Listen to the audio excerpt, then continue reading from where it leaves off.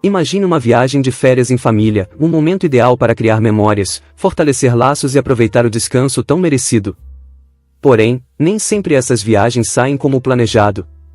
Eu sou Eduardo, tenho 47 anos, e estou escrevendo isso enquanto tento aproveitar uma viagem de férias em Miami. Ao meu lado está minha esposa, Laura, de 42 anos, os pais dela, Carlos, de 76 anos, e Ana, de 70 anos, e claro, a irmã dela, Beatriz, de 38 anos. Esta era para ser uma viagem tranquila e divertida, mas, desde que chegamos, Beatriz está fazendo de tudo para me deixar desconfortável e isolado. Laura e eu estamos casados há 10 anos. Temos uma vida financeiramente estável, sem filhos, e adoramos viajar juntos. Costumamos planejar pelo menos 3 boas férias por ano e ainda fazemos escapadas de fim de semana para descansar do trabalho, que exige bastante de nós. Há 2 anos, decidimos incluir os pais de Laura em algumas dessas viagens, principalmente por causa dos problemas de saúde do pai dela. Ele mencionou que gostaria muito de voltar a Miami, onde ele e a esposa passaram a lua de mel, e tem um receio de que essa possa ser sua última viagem devido à saúde delicada. Como a viagem para Miami é cara, nos oferecemos para cobrir os custos. E embora Carlos e Ana quisessem ajudar, fiz questão de assumir as despesas por completo. Afinal, sempre foram muito generosos comigo, e financeiramente, estamos em uma posição que nos permite proporcionar essa experiência a eles. Porém, este ano, a irmã de Laura, Beatriz, também se juntou a nós. Ela não está em uma boa situação financeira e tem 3 filhos em idade escolar. Todo ano, quando voltamos das nossas viagens, ela fica melancólica por não poder fazer uma viagem desde sua lua de mel. É triste, certo? Então, este ano, ela nos perguntou abertamente se poderia se juntar a nós. Eu concordei, já sabendo que teria que cobrir os custos dela, pois, obviamente, ela não teria condições de pagar por férias em Miami. Não me importei muito, afinal, às vezes precisamos ajudar a família. Fiz todas as reservas de voos e hotéis para o grupo, mas, desde o momento em que pousamos, Beatriz começou a agir de maneira estranha. Por estranho, quero dizer que ela fazia questão de me excluir de tudo. No início, não dei muita importância. Chegamos ao nosso resort na praia, e depois de nos acomodarmos, Beatriz sugeriu que tirássemos uma foto de família. Parecia algo inocente, certo? E errado. Quando estávamos prontos para posar, Beatriz se virou para mim e disse: Eduardo, você pode tirar a foto para nós. Quero apenas nós 4, mamãe, papai, Laura e eu. Fiquei surpreso, mas preferi não criar uma cena. Achei que talvez ela quisesse uma foto só com os pais e a irmã, e imaginei que isso terminaria aí. Mas eu estava enganado. Beatriz fez disso um padrão durante toda a viagem. Cada vez que parávamos em algum lugar bonito ou fazíamos algo divertido, Beatriz insistia em dizer que era só para eles 4 ou que era algo apenas para a família. E, adivinhe, eu era sempre o responsável por segurar a câmera.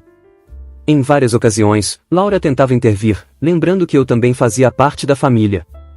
Até meu sogro e minha sogra pediam para que eu entrasse nas fotos, mas Beatriz sempre dava um jeito de me deixar de fora. Beatriz não perdeu nenhuma oportunidade de me excluir das fotos. Ela postava nas redes sociais, e eu mal aparecia nelas, como se apenas eles 4 tivessem vindo para as férias. Isso era extremamente frustrante. Em vez de fazer parte das memórias, eu me vi assumindo o papel de fotógrafo ou até mesmo de carregador de bolsas. Numa noite, decidimos passar a tarde na piscina do hotel, que tinha uma bela piscina infinita com vista para o oceano. Imaginei que seria uma pausa relaxante de toda a caminhada que fizemos.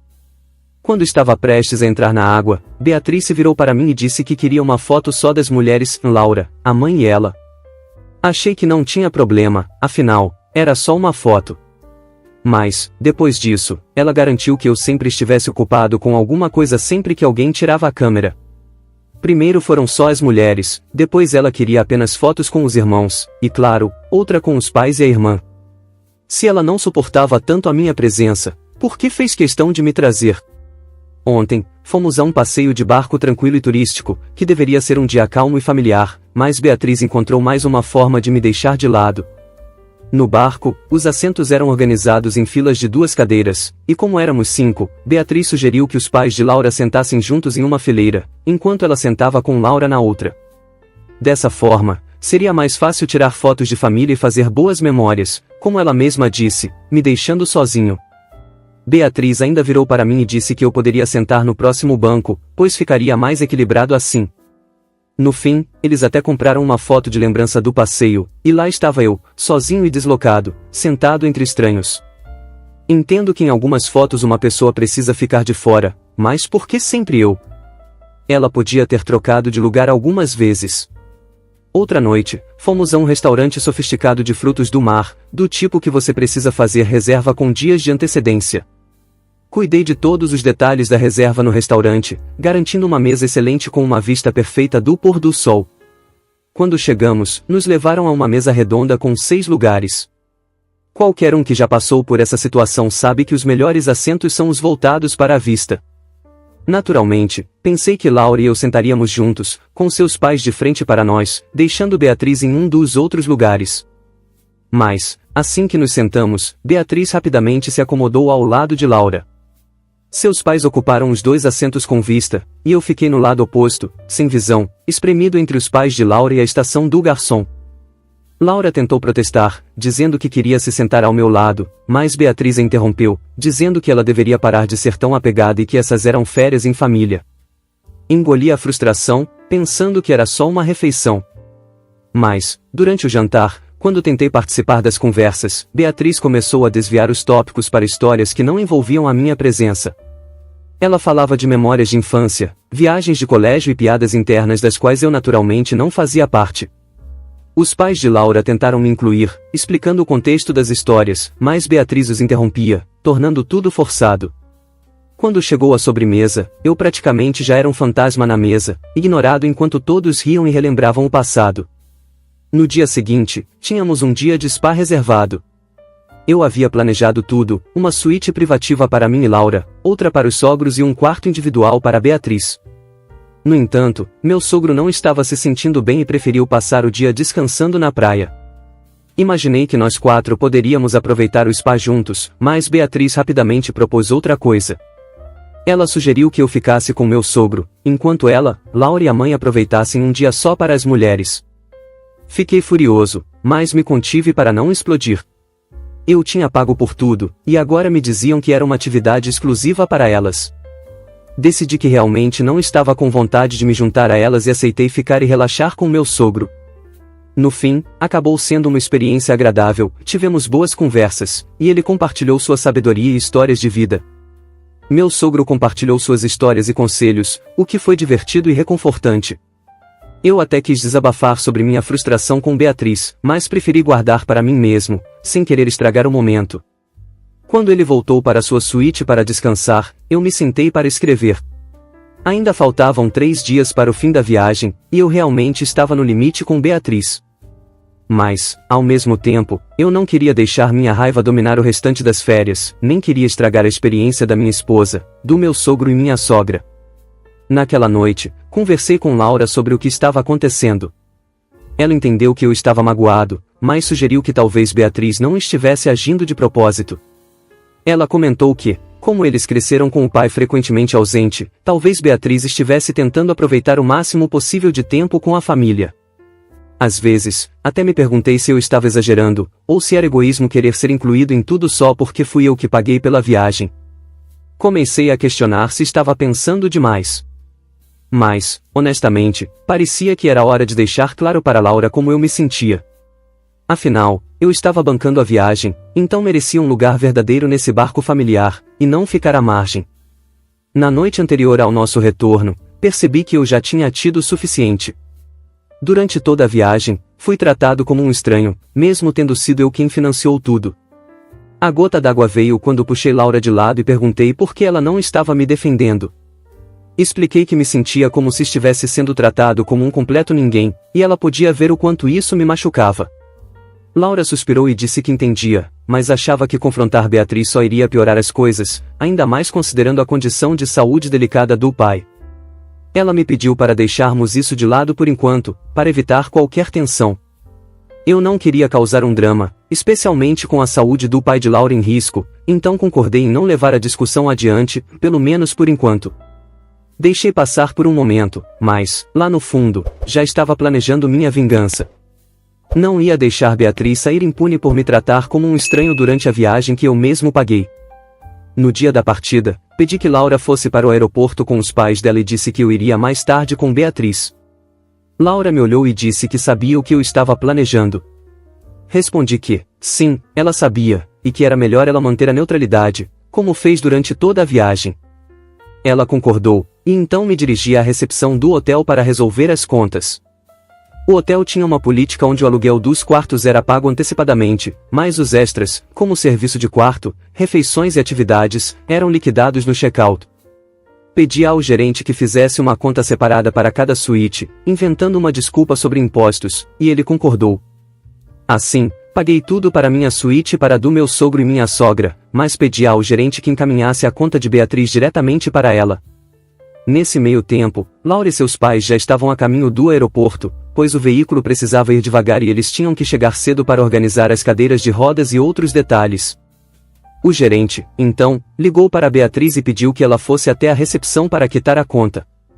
Quando ela chegou e recebeu o valor, a expressão no rosto dela foi impagável.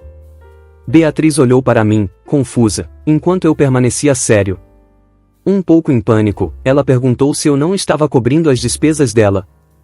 Respondi calmamente que já havia pago pela minha família e que ela poderia cobrir as próprias despesas.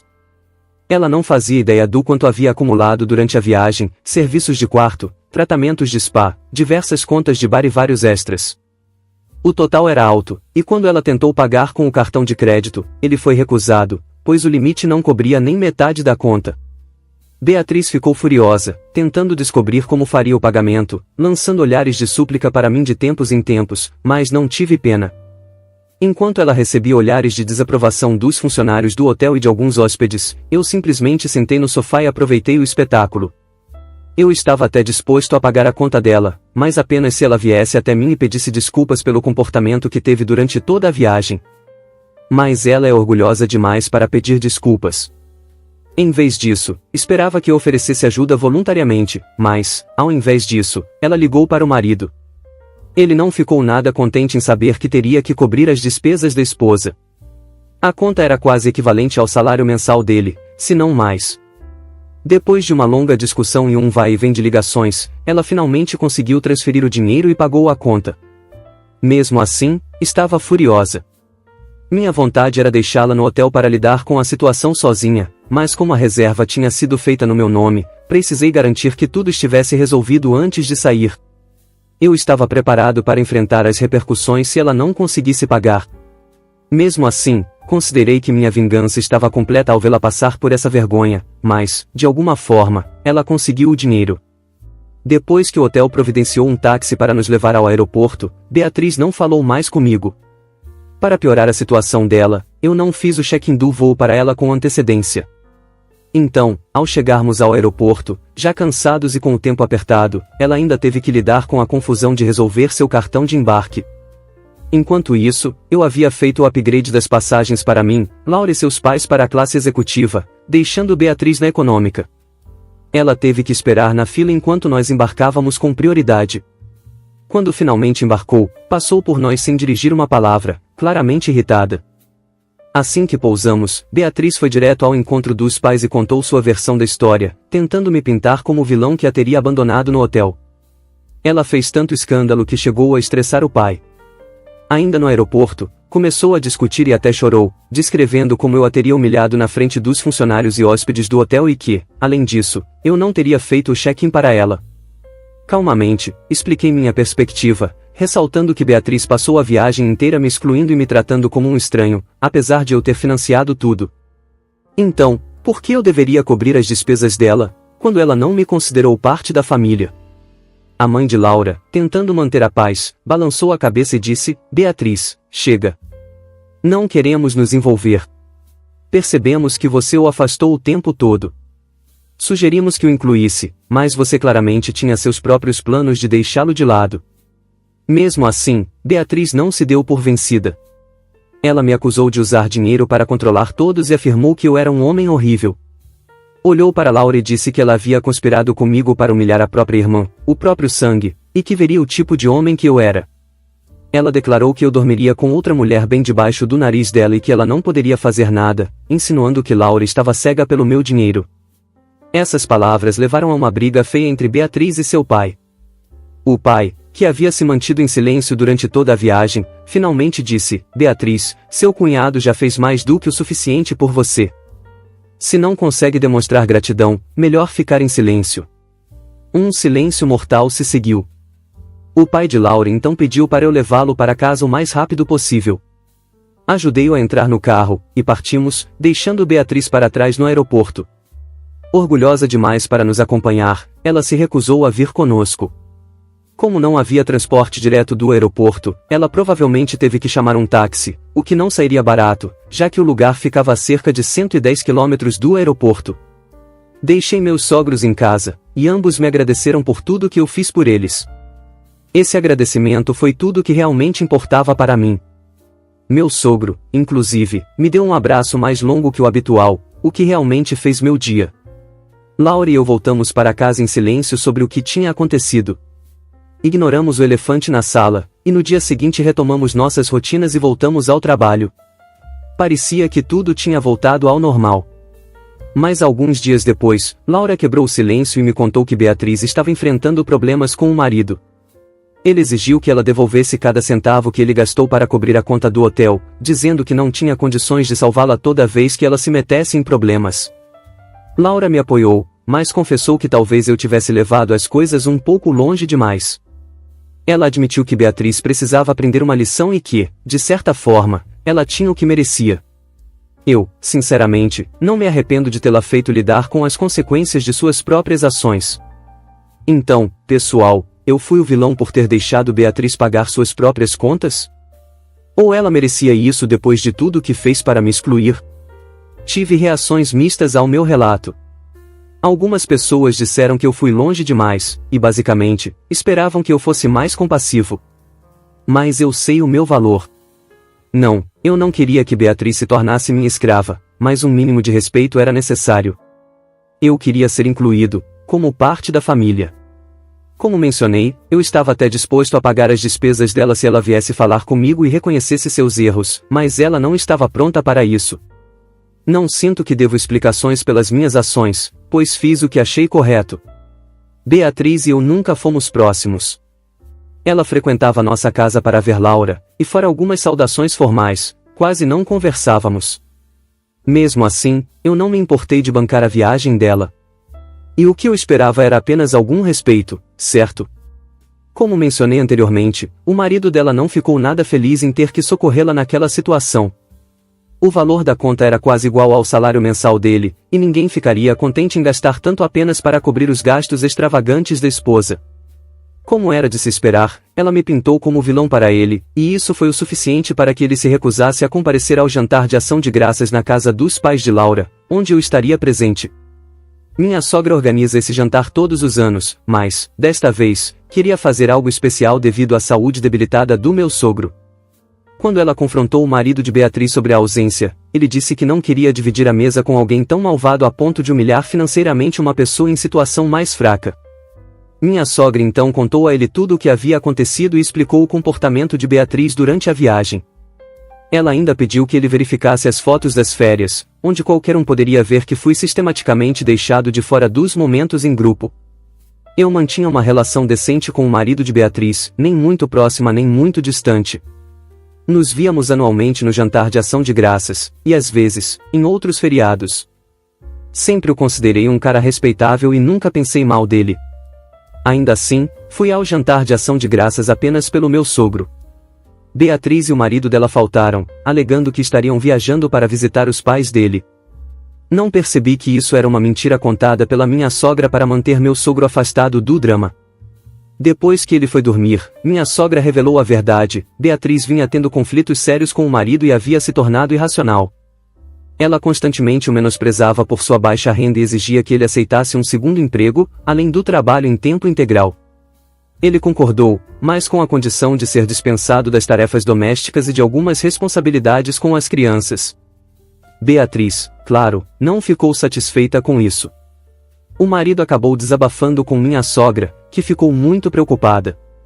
Fiquei surpreso ao saber que Beatriz trabalhava apenas 20 horas por semana, mas esperava que o marido fizesse horas extras além das suas 40 horas semanais, além de cumprir todas as tarefas domésticas. Minha sogra tentou aconselhar Beatriz, pedindo que ela entendesse a situação do marido, mas parecia que Beatriz havia provado o gostinho de um estilo de vida que não condizia com sua realidade e queria sustentar isso a qualquer custo. Por fim, minha sogra teve que alertá-la: se algum dia Beatriz passasse por um divórcio, ela não deveria envolver o pai nesse drama, nem contar com eles para apoio financeiro. Depois que voltamos do jantar, Laura e eu conversamos e concluímos que provavelmente foi um erro levar Beatriz na viagem. Isso me lembrou de uma frase que li em um dos restaurantes do resort. Quando você experimenta o luxo de uma ilha particular, nunca mais pise em uma ilha pública. A mesma lógica se aplica à experiência de voar na classe executiva. Sinto pena do marido de Beatriz. O pobre rapaz está sofrendo, e espero que ela caia em si antes que seja tarde demais. Quis compartilhar essa atualização pensando que pode ser útil para outros que passam por situações semelhantes. É realmente frustrante quando alguém te trata como um estranho, especialmente quando você está tentando ser generoso, apesar do comportamento negativo da pessoa. Foi importante você ter ido ao jantar de ação de graças por consideração ao seu sogro, e isso demonstra o quanto você valoriza a família, apesar de toda a tensão. É uma pena que Beatriz esteja criando essa divisão, espero que ela consiga refletir e perceber o impacto de suas atitudes antes que isso prejudique ainda mais seus relacionamentos. Compartilhe suas histórias de férias em família nos comentários abaixo. Obrigado por nos acompanhar. Esse foi mais um relato no Recanto das Histórias. Não se esqueça de curtir. E se você gosta de histórias reais sobre relacionamentos e conflitos familiares, inscreva-se no canal e ative o sininho para não perder os próximos vídeos. Até a próxima!